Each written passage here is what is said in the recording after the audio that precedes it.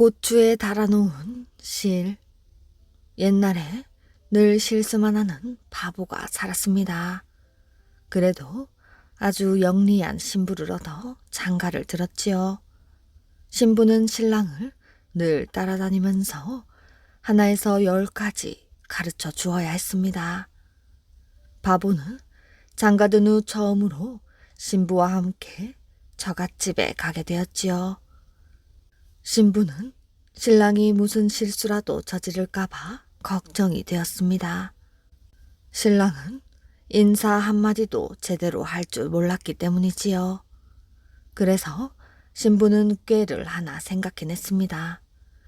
기다란 실을 준비해서 한쪽 끝을 신랑의 고추에 꼭 메어두고 다른 한쪽은 신부가 붙잡고 있다가 그 실을 잡아당겨서 신호를 보내는 것이지요. 그러니까 한번 잡아당기면 신랑이 장인어른께 진지 많이 잡수세요 하고 인사를 하는 것이었습니다. 그리고 실을 2번 당기면 담배 태우십시오 하고 말하기로 약속을 했습니다.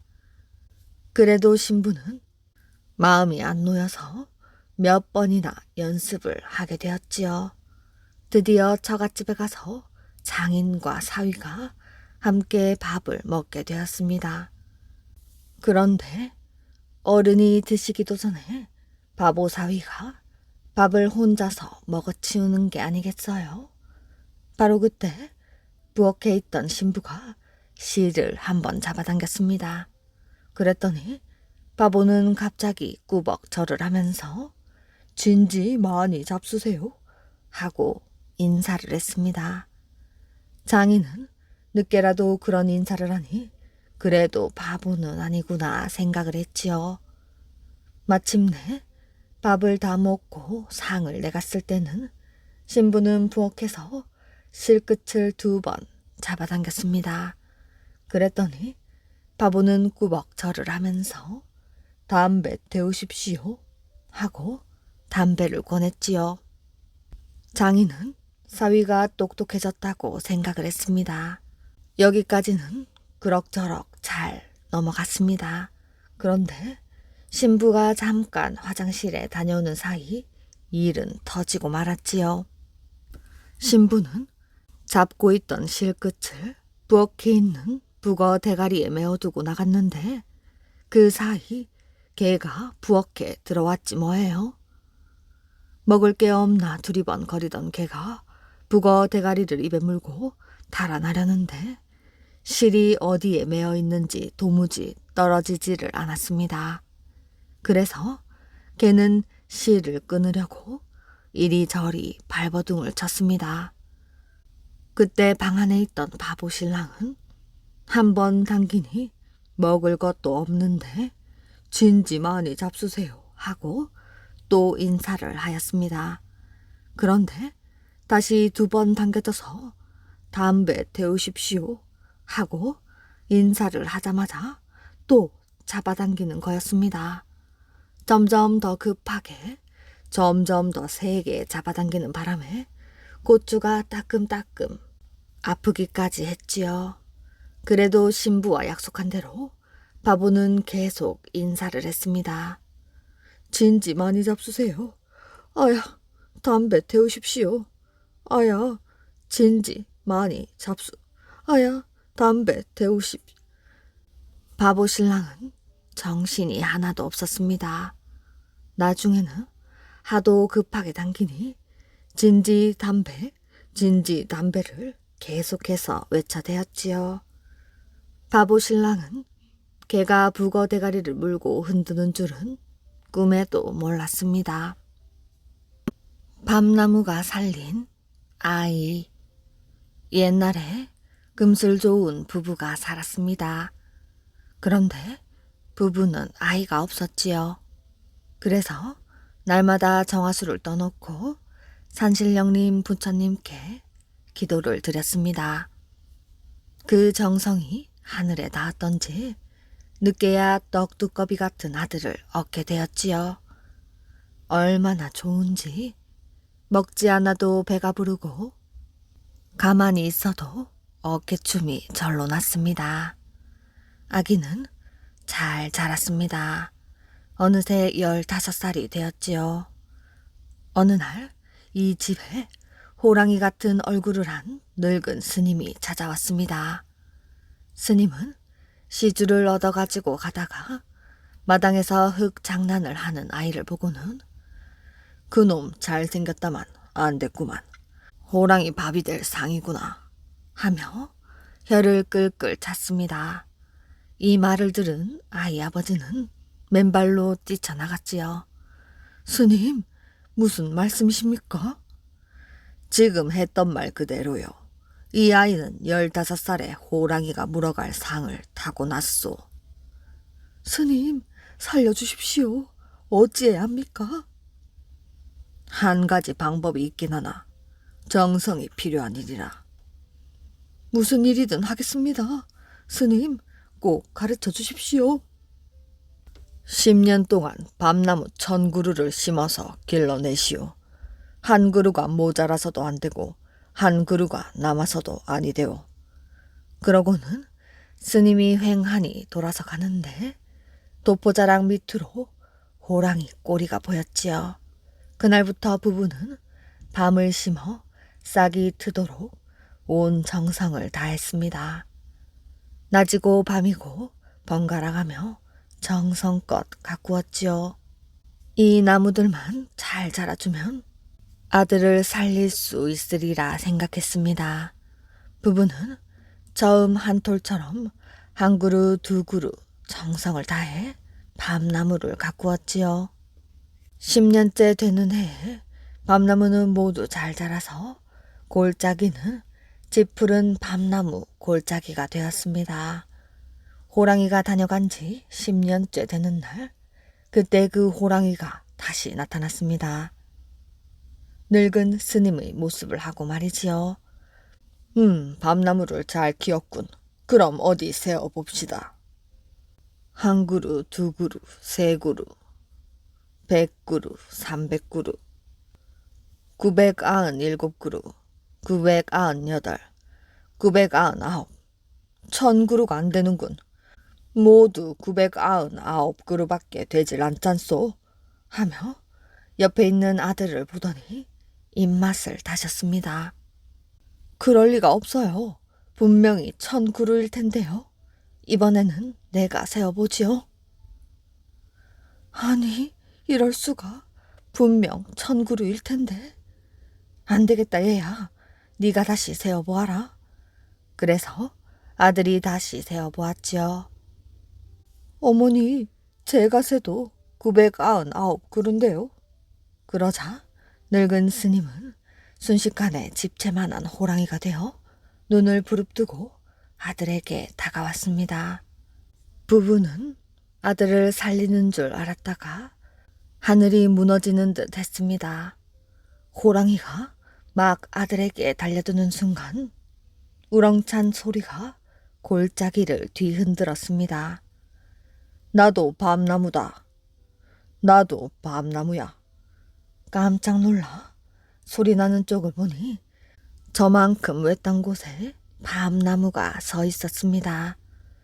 밤나무와 똑같이 생기긴 했는데 밤이 열리지 않아 몰랐던 것이지요. 일이 이렇게 되니 입맛을 다시던 호랑이는 그 길로 주랭랑을 쳐서 다시는 내려오지 않았다고 합니다. 아유타의 공주. 옛날 인도의 땅에는 아유타라는 나라가 있었습니다. 이 나라의 왕에게는 너무나 아름다운 딸이 있었지요. 왕은 귀한 딸에게 이 세상에서 제일 가는 신랑감을 구해 주어야겠다고 마음먹었습니다. 세월이 흘러 딸이 16살이 되었지요. 왕은 만족할 만한 신랑감을 찾기 위해 방방곡곡을 알아보았습니다. 하지만 마음에 드는 사람이 없었지요. 그러던 어느 날 왕은 이상한 꿈을 꾸었습니다. 꿈 속에서 하늘나라 상제가 나타나 말을 했지요. 동쪽 나라 가락국의 수로왕은 하늘이 내린 인물이나 아직 왕비를 얻지 못하고 있으니 공주를 수로왕의 왕비로 보내도록 하여라. 왕은 꿈에서 깨어나서 왕비에게 이야기를 했습니다. 그랬더니 왕비가 말을 했지요. 세상에, 저도 방금 같은 꿈을 꾸었습니다. 왕은 이것이 하늘이 내린 명령이라 생각했습니다. 그래서 배와 여러 명의 신하를 준비해 공주를 머나먼 가락국으로 떠나보냈지요. 한편 가락국에서는 하늘에서 내려온 수로왕이 아직 왕비를 들이지 않고 있어서 여러 신하들의 걱정이 컸습니다. 하늘에서 온 왕이니 깊은 뜻이 있으리라 생각을 했지만 언제까지나 왕이 혼자 있을 수는 없었으니까요. 신하들은 여러 궁리와 의논 끝에 궁으로 들어가 수로왕에게 말을 했습니다. 왕께서는 아직 왕비님을 얻지 못하셨으니 대신들의 딸들 가운데 알맞은 아이들을 가려 궁에 드리고자 합니다. 그들 중에서 왕후를 삼아 주시옵소서. 그러자 수로왕이 말했습니다. 내가 이 땅에 온 것은 하늘의 뜻입니다. 그러므로 나의 왕비가 될 사람도 하늘로부터 뜻이 있을 것이니 그대들이 염려하지 않아도 괜찮습니다. 그런 다음 왕은 신하들 가운데 두 사람을 망산도라고 하는 곳으로 보냈습니다. 가서 기다리면 좋은 소식이 있을 것입니다. 두 신하는 망산도에 가서 무슨 일이 있을까 주위를 두리번거렸지요. 그런데 한참을 기다렸더니 서쪽 바다에서부터 배 한 척이 나타났습니다. 놀란 신하들이 궁전에 이 사실을 알리자 왕은 크게 기뻐하였지요. 왕은 9 신하를 보내어 호화로운 배에 공주를 모셔오도록 명령을 내렸습니다. 한편 아유타국의 배에서 내린 공주는 높은 언덕마루에서 잠깐 쉬다가 입고 온 비단 바지를 산신령에게 바쳤습니다. 그런 다음 수로국에서 마중 나온 배를 타게 되었지요. 그런데 막상 배를 타고 온 공주는 9 신하를 따라 내리지 않았습니다. 처음 보는 분들을 어찌 함부로 따를 수가 있겠습니까? 그래서 수로왕이 직접 행차하여 궁궐 아래 산기슭에서 임시로 궁전을 만들어 놓고 공주를 기다렸습니다. 이렇게 해서 수로왕과 공주의 만남이 이루어졌지요.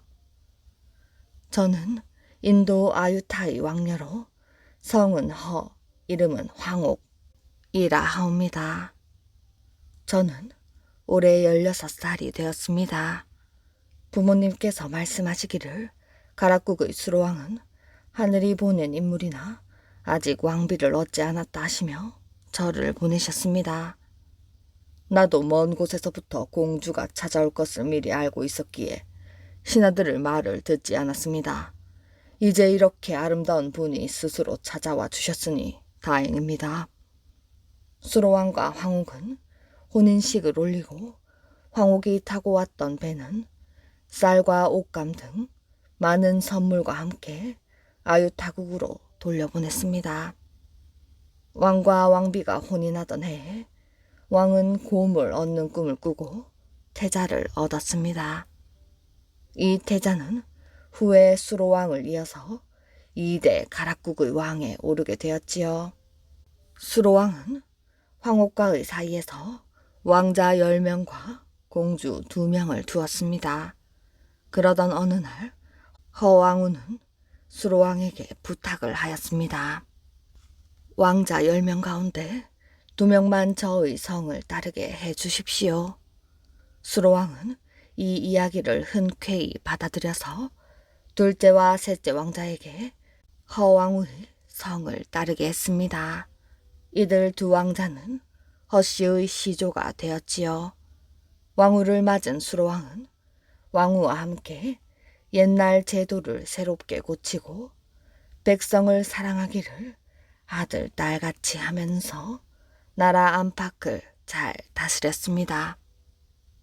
그렇게 세월이 흘러 허왕우는 세상을 떠났습니다.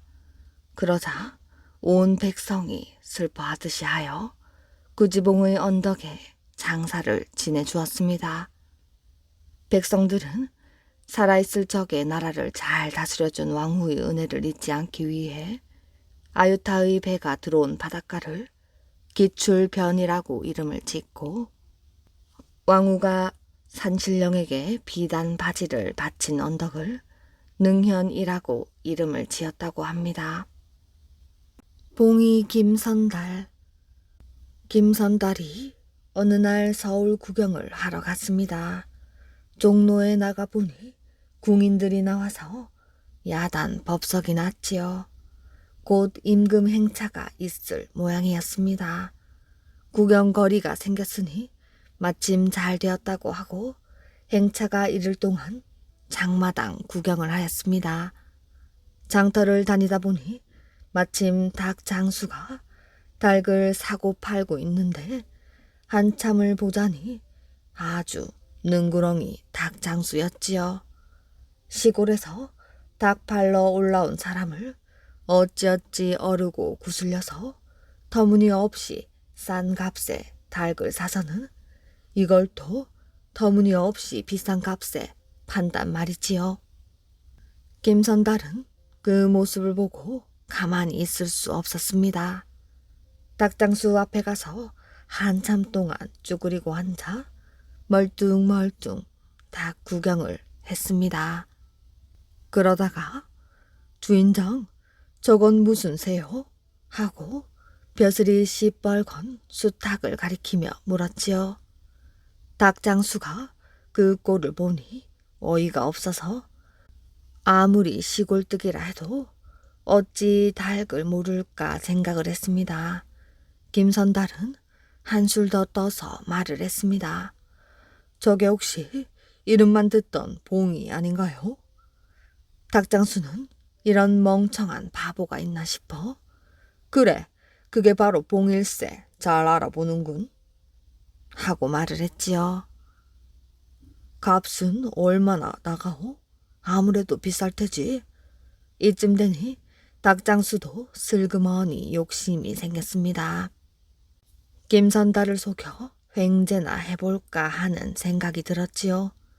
20냥일세 사겠나?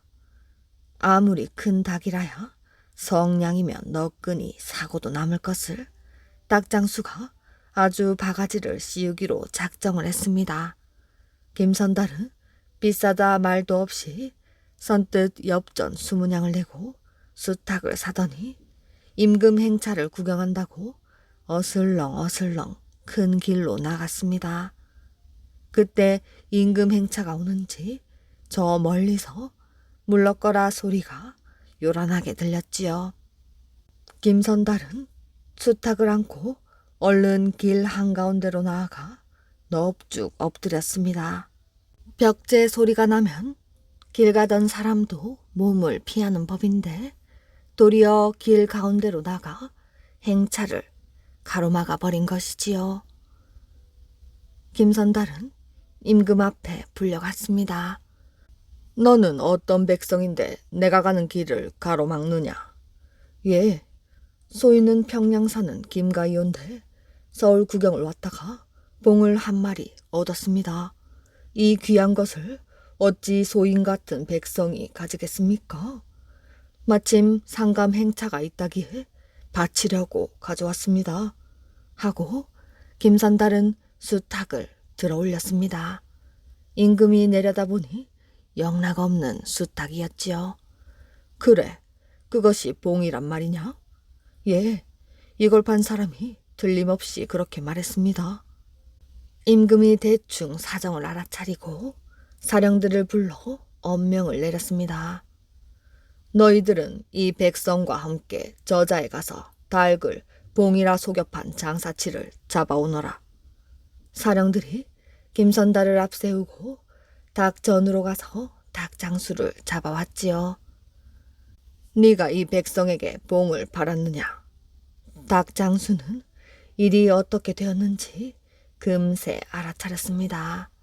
그리고는 넙죽 엎드려 손이 발이 되도록 빌었지요.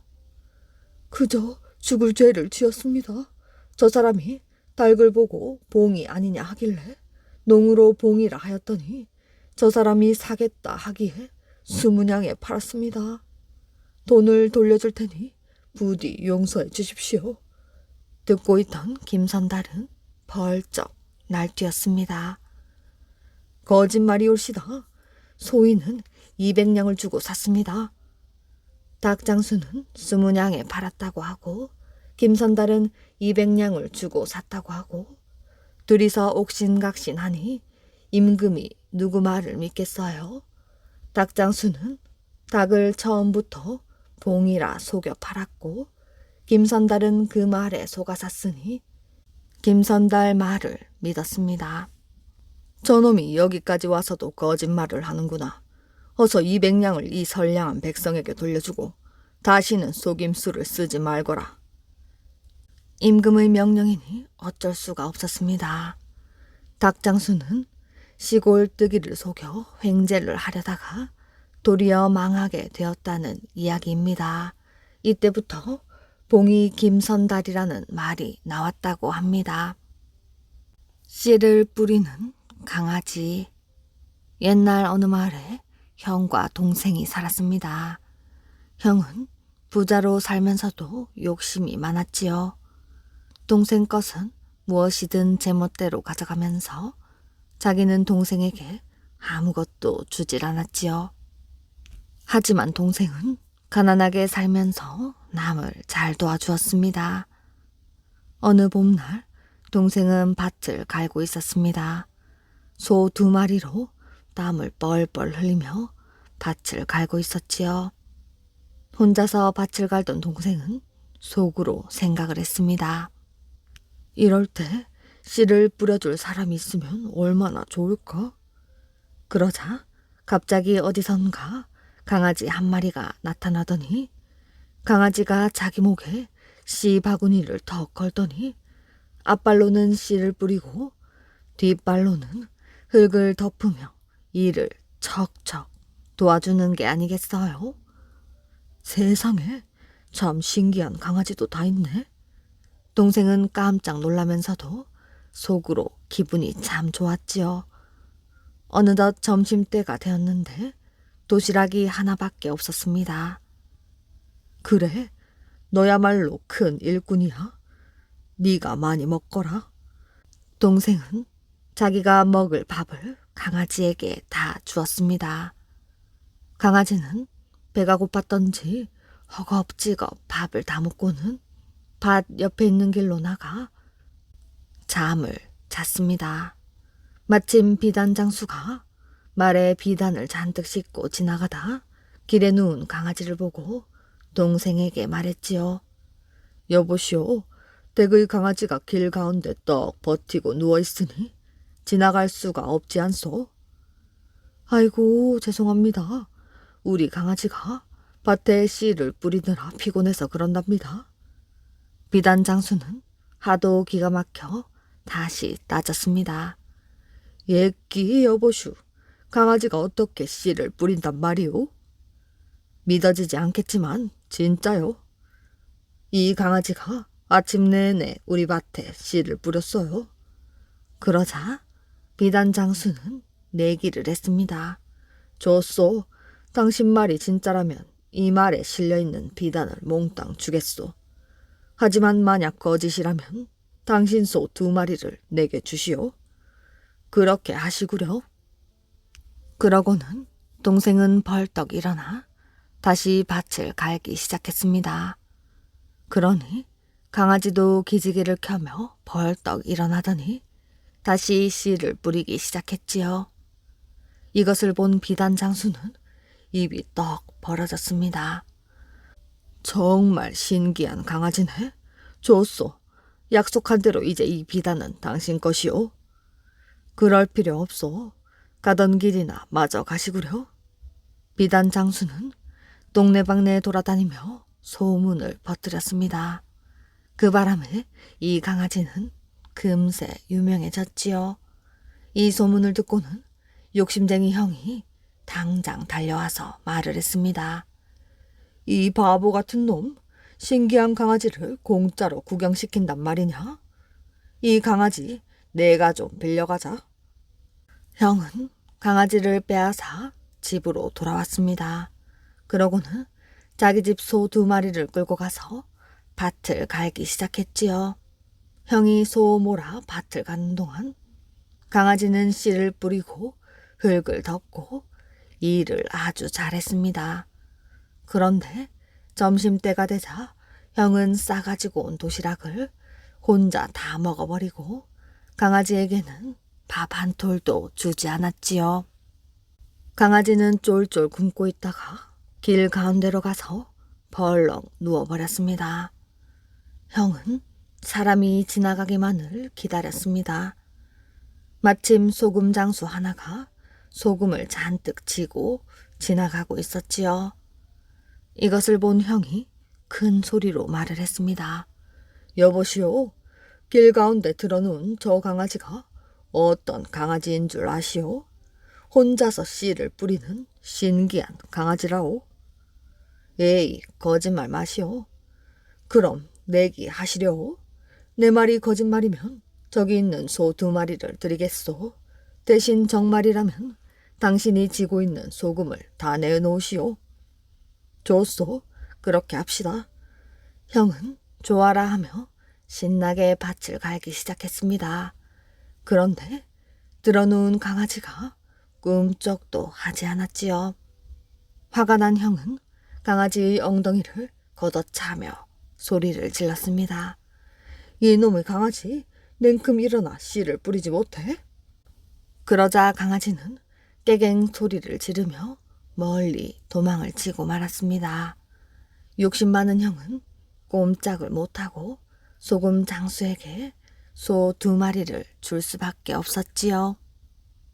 땅벌로 얻은 군수.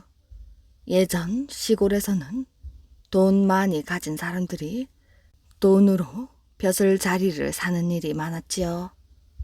어떤 시골 부자가 벼슬 한 자리 얻어보겠다고 땅 섬직이나 팔아 돈을 바리바리 싣고 서울로 갔습니다. 서울로 가서 대감 집에 문객으로 며칠 묵으면서 눈치를 보다가 돈 한 바리를 내놓고 대감, 염치는 없으나 어디 군수 자리 비거든 내게 한 자리 주십시오 하고 말했지요. 대감은 그렇게 하도록 하지 했는데 말만 그러고는 아무리 기다려도 깜깜무소식이었습니다. 돈이 적어서 그러나 보다 하고 이 사람이 가진 땅을 뚝 떼어 팔아서 돈을 2어발이 싣고 다시 올라갔습니다. 이번에는 어떻게 좀 한 자리 생각해 주십시오. 걱정 말게. 곧 소식이 갈 터이니 내려가서 기다려보게. 대답은 시원하게 하는데 집에 가서 아무리 기다려도 소식이 없었습니다. 에이, 이번에는 아주 톡톡 털어 갖다 줘야겠다 하고 이 사람이 가진 땅을 툭툭 털어 다 팔아서 돈을 싣고 올라갔습니다. 대감, 이러다 늙어 죽겠습니다. 죽기 전에 감투 한번 쓰게 해 주십시오. 지난번엔 어찌 마음대로 안 됐지만은 이번에는 꼭 될 걸세. 그런데 이번에도 아무리 기다려도 가망이 없었습니다. 2어 해 기다리다 보니 화가 치밀어 올라 갖다 바치는 돈은 덥석덥석 받아먹어 놓고 시골뜨기라고 무시를 하는구나 싶었습니다. 대감이고 제가 그렇게 나올 바에는 나도 생각이 있지. 이 사람이 제 집에서 난 박 중에 제일 큰 놈을 골라 커다랗게 뒤웅박을 팠습니다. 뒤웅박을 가지고 뒷산에 올라가서 땅벌 집을 찾았지요. 땅벌 구멍에다가 뒤웅박 아가리를 대고 한바탕 들쑤시니 성난 땅벌들이 윙윙 나와서 뒤웅박 안으로 들어갔지요. 그 뒤움박을 비단보에다 싸고 또 쌌습니다. 이것을 짊어지고 서울 대감네 집에 갔지요. 대감이 보니 벼슬자리 달라고 해마다 돈을 바리바리 싣고 오던 사람이 두어 해 소식이 없더니 또 무엇을 싸 짊어지고 오니까 참 반가웠습니다. 그냥 오지 뭘 그렇게 짊어지고 오나? 뭐 대수로운 것은 아닙니다마는 시골에 살다 보면 가끔 귀한 약이 생기지요. 이건 참 희귀한 보약이 되나서 가릴 것이 많습니다. 밤에 혼자 드시되 반드시 좌우를 물리시고 문단속을 하신 후에 옷을 다 벗으시고 나서 드셔야 약효가 나지. 다르게 드셔서는 약이 되지 않습니다. 대감이 그 소리를 듣더니 손뼉을 치며 좋아했습니다. 옳거니 가릴 것이 많은 걸 보니 명약 중에 명약이로군. 내 이걸 먹고 약효를 보면 자네에게 큰 고을 한 자리 주도록 하지. 대감이 약효를 보려고 밤에 좌우를 물리고 문을 꼭꼭 걸어 잠근 다음 옷을 벗고 비단볼을 풀어보았습니다. 풀어보니 큼지막한 뒤움박이 하나 들어있었지요. 이 안에 약이 들어있겠구나 하고 마개를 쑥 잡아 빼니 땅벌이 웽하고 튀어나와서 온몸에 들러붙어 마구 쏘아댔습니다. 눈도 못 뜨고 온 방을 구르며 죽는다고 소리를 질렀지요. 그 소리를 듣고 대감 아들이 자다가 놀라 나왔습니다. 아버님, 왜 그러십니까? 하고 문을 열려고 문 고리를 잡아당기니 문은 잠겨 있었습니다. 그때 사랑채 문객들 틈에 섞여있던 시골 사람이 나와서 아이쿠, 대감이 또 발작을 하셨구나. 저번에도 그렇게 발작을 하시는 걸 봤는데 이때는 그저 가만히 두는 게 상책이요. 공연히 외인이 범접을 하면 병세가 더 심해지니 어서 물러들 가시오. 하고 사람들을 내쫓고 나서 혼자서 문을 지키다가 새벽녘에 가만히 문을 따고 땅벌을 내보냈습니다. 아침이 되어 아들이 방에 들어가 보니 대감이 온 몸뚱이가 퉁퉁 부어 배가 산만하게 되어가지고 누워있는데 얼굴도 팅팅 부어올라 눈도 못 뜨고 말도 못하였지요. 그런데 시골 사람이 들어오니 자꾸 그 사람을 손가락으로 가리키면서 낑낑거렸습니다. 저놈이 날 이 지경으로 만들었다는 뜻이지만 말을 못하니 알아들을 수가 없었지요. 그때 시골 사람이 방바닥에 엎드려 눈물을 흘리면서 아이고 대감 고맙습니다. 어제 발작을 하시기 전에 저더러 내일 날이 새자마자 자네에게 군수 한 자리 줘 보내마 하시더니 병석에서도 그 약속을 잊지 않으셨군요. 시골 사람이 이렇게 말을 하니 모두 다 믿었습니다. 대감이 그게 아니라는 뜻으로 자꾸 손가락질을 해가며 낑낑대니 아들이 말했습니다. 아버지, 알아들었습니다.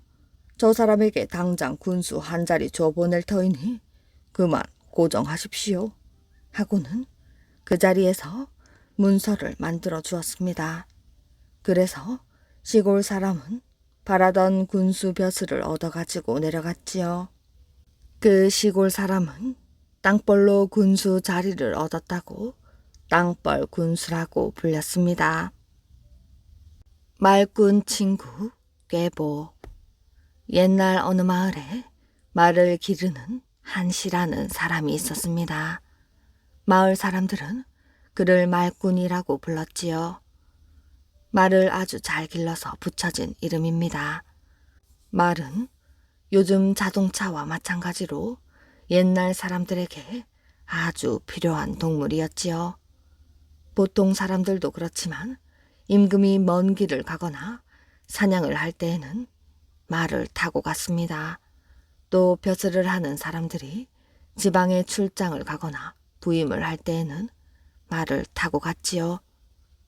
전쟁을 하러 갈 때에도 장수들은 말을 타고 싸우러 갔습니다. 말이라고 모두 빠르고 힘이 좋은 것은 아니지요. 말 가운데에도 아주 빠르고 힘이 센 말을 명마라고 합니다. 그런데 말꾼의 말 가운데 명마가 한 마리 있었지요. 소문을 들은 사또는 말꾼에게 명을 내렸습니다. 여봐라, 이 말은 상감께 올릴 것이다. 그러니 잘 길러야 한다. 만약 이 말이 병들거나 죽으면 그때는 네 목숨이 달아날 줄 알아라. 말꾼은 그렇게 하겠노라고 했습니다. 말꾼은 아주 정직하고 성실한 사람이어서 명마를 정말로 마음을 다하여 정성껏 길렀지요. 다른 사람들이 보기에도 명마인지 한눈에 알 수 있었습니다. 그런데 날이 갈수록 말꾼의 보살핌에 아랑곳 않고 명마는 시름시름 앓기 시작했습니다. 말꾼은 정성을 다하여 명마를 돌보았지요. 그런데 정성에도 불구하고 그만 명마가 죽고 말았습니다. 말꾼은 눈앞이 캄캄해졌습니다. 명마가 죽은 것이 알려지는 날에는 자기의 목이 날아갈 것이 뻔하기 때문이었지요. 말꾼은 죽은 명마를 그대로 둔 채 끙끙 앓고 있었습니다. 마을에 친구인 꾀보가 살았는데 말꾼이 보이지 않자 말꾼을 찾아왔지요. 말꾼이 누워있자 꾀보가 걱정이 되어 물었습니다. 어디 아픈가? 지금 병을 앓고 있네. 이 사람아, 자네같이 성실한 사람이 어째서 생병을 앓고 있나? 말꾼은 명마에 대해 있었던 일을 모두 이야기해 주었습니다. 그랬구나. 이 사실을 빨리 관아에 알려야 하네. 아이고, 이 사람아, 그걸 몰라서 그러나 알리는 날에는 당장 내 목이 달아나네. 무슨 좋은 수가 없겠는가? 걱정 말게나. 자네 대신 내가 관아에 다녀오지. 말꾼은 기뻐서 어쩔 줄 몰랐습니다. 내 얼른 다녀올 테니 자네는 집에 꼼짝 말고 있게나. 꾀보는 큰 소리를 치고 사또를 찾아갔습니다. 사또가 물었지요. 어디서 온 누군데 날 찾는가? 소인은 건넌 마을에 사는 말꾼이옵니다. 사또는 말꾼을 보자마자 명마의 안부부터 물었지요. 그렇지, 명마는 잘 있는가? 꾀보는 힘없는 소리로 대답을 했습니다. 예, 요즘도 잘 달리느냐? 그렇지 못합니다요. 요즘 한 사나흘 드러누워 있는데요. 그래? 그럼 먹기는 잘 먹나? 꾀보는 시치미를 뚝 떼고 사또의 물음에 대답하였습니다. 그렇지 않습니다. 먹이를 안 먹은 지도 사나흘 되었습니다. 사나흘 드러누워 있다고? 사나흘 먹이를 안 먹는다고? 사또는 가만히 생각을 하다 물었지요. 아니, 그럼 말이 죽었다는 말이냐? 그렇습니다요. 어허, 그거 참 재미있는 말이로군. 참으로 말재주가 좋구나. 사또는 크게 웃었습니다. 그러고는 무슨 까닭인지 명마가 죽은 것에 대해서는 죄를 묻지 않았다고 합니다. 도깨비와 거지. 옛날에 부모를 잃고 여기저기 떠돌아다니며 거지 노릇을 하는 형제가 살았습니다. 그런데 형은 성미가 사납고 욕심이 많아서 아우를 매일 구박했지요. 한 번은 형이 나는 기와집만 있는 동네에 가서 빌어먹을 터이니 너는 초가집만 있는 동네에 가서 빌어먹어라 해서 아우는 그대로 했습니다. 그런데 그날따라 기와집만 있는 마을에는 돌림병이 돈다고 집집마다 문을 꼭꼭 걸어 잠가 놓아서 형은 밥 한 술 못 얻어 먹었지요. 조가집만 있는 마을에는 집집마다 잔치를 해서 아우는 맛있는 음식을 실컷 얻어먹었습니다. 먹고도 남아서 한 보따리 싸가지고 왔더니 형이 심술이 났습니다. 내일은 내가 초가집만 있는 마을에 갈 터이니 너는 기와집만 있는 마을에 가거라. 아우는 이번에도 형 말대로 했지요. 그런데 초가집만 있는 마을에는 잔치 끝에 친척집에 가느라고 집집마다 집을 비워놓아서 형은 아무것도 못 얻어먹었지요. 기와집만 있는 마을에는 돌림병을 막는다고 집집마다 구슬해서 아우는 떡을 실컷 얻어먹었습니다. 먹고도 남아서 한 보따리 싸가지고 왔지요. 이렇게 되니 형이 심술이 머리끝까지 나서 내가 얻어먹을 것을 네 놈이 다 얻어먹는구나. 당장 썩 없어져 버려라. 그러면서 젓가락으로 동생 눈을 콱 찌르고 내쫓아 버렸습니다. 아우는 형에게 눈이 찔려 눈이 멀어 쫓겨났습니다. 쫓겨난 아우는 앞이 안 보이는 데다가 갈 데도 없는지라 무작정 산속을 헤매고 다녔지요. 그러더니 어떤 빈집에 들어가게 되었습니다.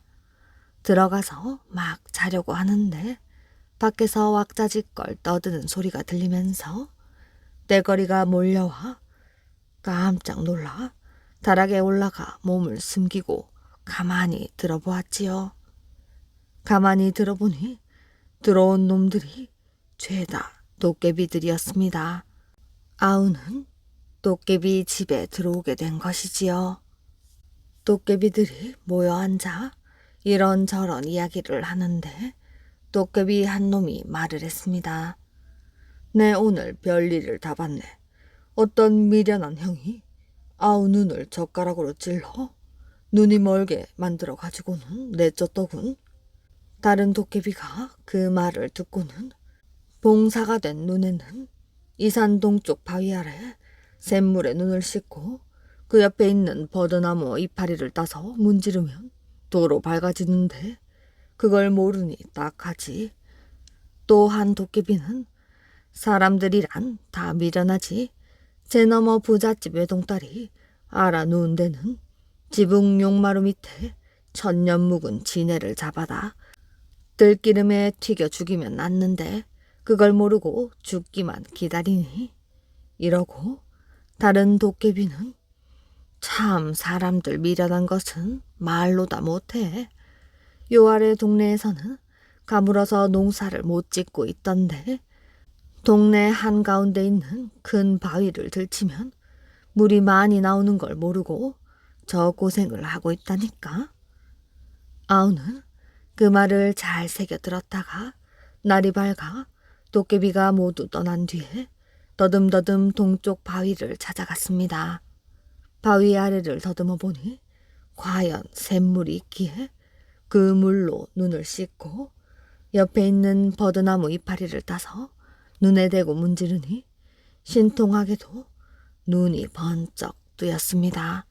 그러고는 그 길로 제 너머 부잣집을 찾아갔지요. 찾아가서 하룻밤 재워달라고 하니 그 집 주인이 내쫓았습니다.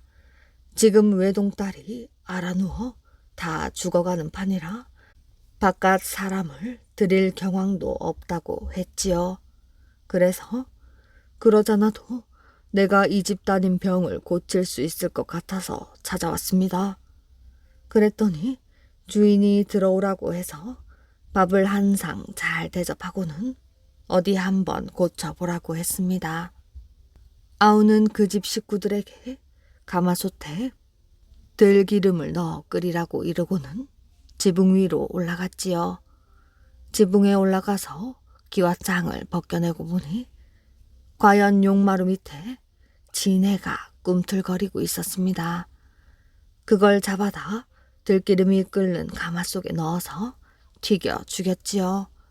그러고 나니 외동딸의 병이 씻은 듯 나았습니다.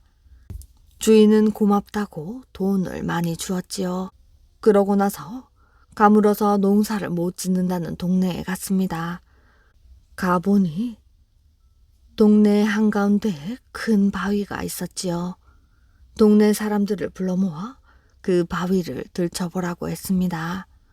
동네 사람들이 바위를 들치니 물이 콸콸 쏟아져 나왔지요. 그러니 들판에 물이 흥건히 대고도 남았습니다. 동네 사람들이 고맙다고 또 돈을 많이 주었습니다. 아우는 그 돈을 가지고 집도 사고 논도 사고 밭도 사서 잘 살았다고 합니다. 반쪽이 이야기. 옛날 자식 없이 사는 할아버지와 할머니가 살았습니다. 할아버지 할머니는 자식이 생기기를 부처님께 빌고 또 빌었지요. 하루는 할머니가 낮잠을 자는데 꿈속에서 부처님이 나타났습니다. 우물에 가면 잉어 3마리가 있을 것이니 그것을 삶아 먹도록 해라. 할머니는 우물로 달려갔지요. 부처님 말씀대로 발뚝만한 잉어 3마리가 벌떡거리고 있었습니다. 할머니는 조심스럽게 잉어를 잡아 올렸지요. 그런데 불쑥 고양이가 나타나서 잉어 1마리를 덥석 물고 달아났습니다. 할머니가 쫓아가니 고양이는 벌써 잉어를 반쪽이나 먹은 뒤였지요. 할머니는 이것도 다 부처님의 뜻이려니 생각을 하며 잉어 2마리와 반쪽 남은 잉어를 삶아 먹었습니다. 잉어를 삶아 먹고 10달이 지나자 할머니는 아이를 낳았지요. 아들 3쌍둥이였습니다. 아기를 들여다보던 할머니는 깜짝 놀랐습니다. 2 아이는 건강한데 한 아이가 반쪽이었지요. 눈 하나에 귀 하나, 발 하나에 다리 하나.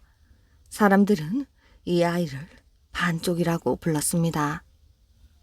새 아이는 무럭무럭 자랐습니다. 형들은 글 공부를 잘했고 반쪽이는 착하고 힘이 세었습니다. 할아버지와 할머니는 새 아이를 보며 늘 감사했습니다. 2 형과 반쪽이는 어엿한 청년이 되었습니다. 아버지 어머니 과거 시험을 보러 갈까 합니다. 2 형은 한양으로 과거를 보러 떠났지요. 저도 다녀오겠습니다. 반쪽이도 형들을 따라 나섰습니다. 넌 어딜 쫓아와? 형들은 반쪽이에게 화를 냈지요. 반쪽이가 창피했기 때문입니다. 그러거나 말거나 반쪽이는 형들을 쫓아갔습니다. 생각다 못한 형들은 반쪽이를 바위에 꽁꽁 묶여 버렸습니다. 형들이 떠나자 반쪽이는 끙 하고 힘을 주었지요. 그랬더니 바위가 쑥 뽑혀버렸습니다. 반쪽이는 바위를 짊어지고 집으로 갔습니다. 아니 얘야, 그게 웬 바위냐? 할머니가 묻자 반쪽이는 웃으며 말했지요. 형들이 과거에 급제하면 떡을 할 때 떡돌로 쓰려고요. 반쪽이는 마당에 바위를 넣고 형들을 쫓아 달려갔습니다. 정말 귀찮아 죽겠네. 형들은 반쪽이를 커다란 나무에 꽁꽁 묶고 가버렸습니다. 반쪽이가 또 끙 하고 힘을 주니 나무가 뿌리채 뽑혔습니다. 반쪽이는 나무를 둘러매고 집으로 갔지요. 아니 얘야, 그건 또 웬 나무냐? 할아버지가 묻자 반쪽이는 웃으며 말했습니다. 형들이 과거에 급제하면 떡칠 떡매로 쓰려고요. 반쪽이는 마당에 나무를 내려놓고는 형들을 쫓아 달려갔습니다. 이번에는 좀 더 단단히 묶자. 형들은 질긴 칡덩굴로 반쪽이를 칭칭 감아 산속 깊은 곳에 버려두고 갔습니다. 이게 웬 떡이냐? 사람 냄새를 맡고 호랑이들이 1마리 2마리 몰려들었지요. 반쪽이는 직덩굴을 끊고 벌떡 일어서 주먹으로 퍽퍽 호랑이를 때려잡았습니다. 반쪽이는 호랑이 가죽을 잔뜩 짊어지고 형들을 쫓아갔습니다.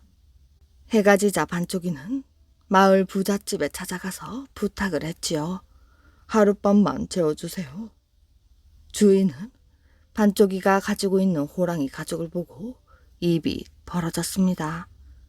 자네 호랑이 가죽과 내 딸을 걸고 내기 장기를 두자. 주인은 바보 같은 반쪽이를 이길 수 있다고 생각했지요. 그런데 반쪽이는 장기를 무지하게 잘 두었답니다. 반쪽이는 세 판을 거뜬히 이겼습니다. 영감님, 이제 딸을 제게 주세요. 반쪽이 말해 주인은 길길이 화를 내면서 반쪽이를 내쫓았습니다. 감히 너 같은 놈이 내 딸을? 반쪽이를 쫓아낸 주인은 그래도 불안했지요. 저 녀석이 밤에 와 우리 딸을 업어갈지도 몰라. 주인은 집 안과 밖에 하인들을 세워 딸을 지키도록 했습니다.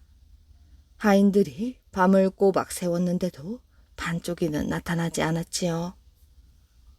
사흘 낮밤을 꼬박 지새우니 하인들은 그만 꾸벅꾸벅 졸기 시작했습니다. 그때 반쪽이가 나타났지요. 반쪽이는 지붕으로 훌쩍 올라가 망을 보던 하인들의 상투를 풀어 서로 묶어버렸습니다. 대문을 지키던 하인들에게는 떡시루를 씌워주었지요. 그리고 집 안에 있는 하인들의 손에는 북이랑 북채를 묶어두었습니다. 반쪽이가 이런 일을 꾸미고 다니는데도 하인들은 세상 모르고 잠만 잤습니다.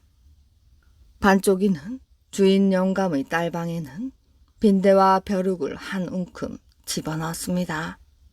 딸은 빈대와 벼룩에 물려 온몸을 벅벅 긁으며 밖으로 뛰어나왔습니다. 반쪽이는 딸을 냉큼 업고는 달아났지요. 달아나면서 소리를 질렀습니다. 반쪽이가 주인집 딸을 업어간다.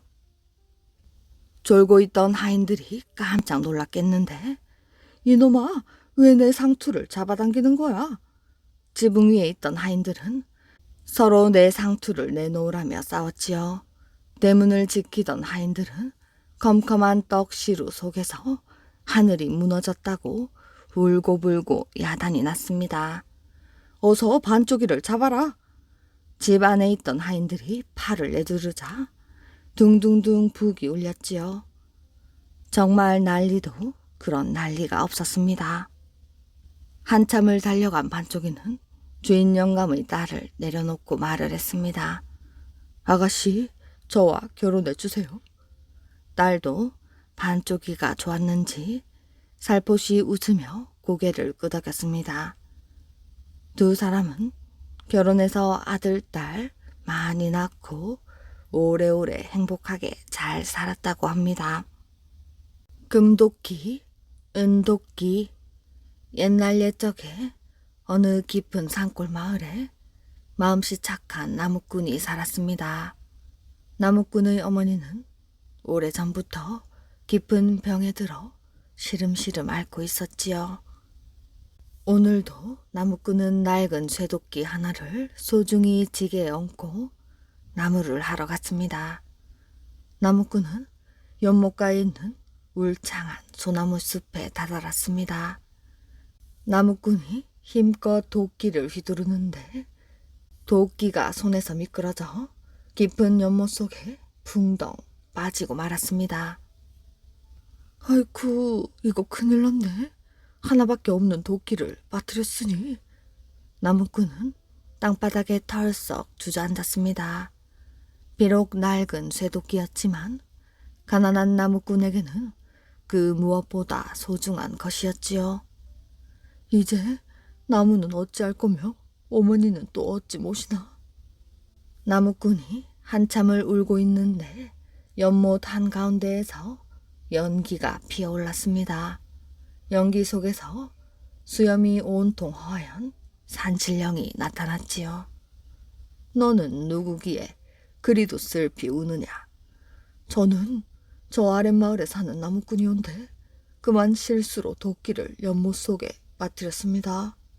하나뿐인 도끼이온데 앞으로 살 길이 막막해서 그럽니다. 그렇게도 소중한 도끼더냐. 그렇다면 내가 찾아주마. 산신령은 연못 속으로 들어갔습니다. 잠시 뒤 산신령의 손에는 번쩍번쩍 빛나는 금도끼가 들려 있었지요. 산신령은 금도끼를 들어보며 나무꾼에게 물었습니다. 이 도끼가 네 도끼냐? 아니옵니다. 제 도끼는 낡은 쇠도끼입니다. 나무꾼은 고개를 절레절레 흔들었습니다. 산신령은 금도끼를 들고 다시 연못 속으로 사라졌습니다. 얼마 뒤 산신령이 다시 나타났는데 이번에는 반짝반짝 빛나는 은도끼를 들고 있었지요. 이 도끼가 네 도끼냐? 아니옵니다. 제 도끼는 보잘것없는 낡은 쇠도끼옵니다. 나무꾼은 다시 고개를 흔들었습니다. 산신령은 고개를 끄덕이며 연못 속으로 사라졌습니다. 한참이 지나자 산신령이 다시 연못 속에서 나타났는데 나무꾼의 낡은 쇠도끼를 들고 있었지요. 맞습니다. 그 도끼가 바로 제 도끼옵니다. 산신령은 흐뭇해하며 나무꾼을 내려다보았습니다. 참으로 보기 드문 정직한 젊은이로구나. 네 마음이 갸륵하여 이 금도끼와 은도끼를 줄 터이니 앞으로도 그 마음을 잃지 말거라. 산신령은 눈 깜짝할 사이에 사라져버렸습니다. 착한 나무꾼이 금도끼와 은도끼를 얻었다는 소문이 온 마을에 퍼졌습니다. 이웃에 사는 욕심 많은 나무꾼도 그 소문을 들었지요. 좋아, 나라고 못할 거 없지? 욕심 많은 나무꾼은 연못과 소나무 숲으로 한다름에 달려갔습니다. 도끼로 나무를 몇 번 찍는 척 하다가 일부러 도끼를 연못 속에 던져버렸지요. 내 도끼 이를 어쩌나? 욕심 많은 나무꾼은 억지로 엉엉 소리내어 울었습니다. 아니나 다를까 연못 속에서 수염이 허연 산신령이 나타났습니다. 너는 누구기에 그리도 슬피 울고 있느냐? 옳거니 저 노인이 바로 그 산신령이구나. 욕심 많은 나무꾼은 세상에서 가장 슬픈 얼굴을 하고는 말을 했습니다. 저는 저 아랫마을 사는 나무꾼이온데 그만 실수로 하나뿐인 도끼를 연못 속에 빠뜨렸습니다. 그래? 그렇다면 내가 찾아주마. 산신령은 연못 속으로 사라지더니 번쩍번쩍 빛이 나는 금도끼를 들고 나타났습니다. 이 도끼가 내 도끼냐? 욕심 많은 나무꾼은 너무 깊어 입이 쩍 벌어졌습니다. 예, 그 도끼가 바로 제 도끼입니다. 네 이놈, 감히 나를 속이려 들다니. 정녕 이 금도끼가 네 도끼란 말이냐? 산신령이 벼락치듯 호통을 쳤습니다. 욕심 많은 나무꾼은 너무 놀라 뒤로 넘어졌습니다. 우물쭈물하는 사이에 산신령은 연못 속으로 사라져 버렸지요. 아니, 제 도끼는 주고 가셔야지요. 그래서 욕심 많은 나무꾼은 금도끼, 은도끼는커녕 제 도끼도 잃어버린 채 터덜터덜 집으로 돌아왔다고 합니다.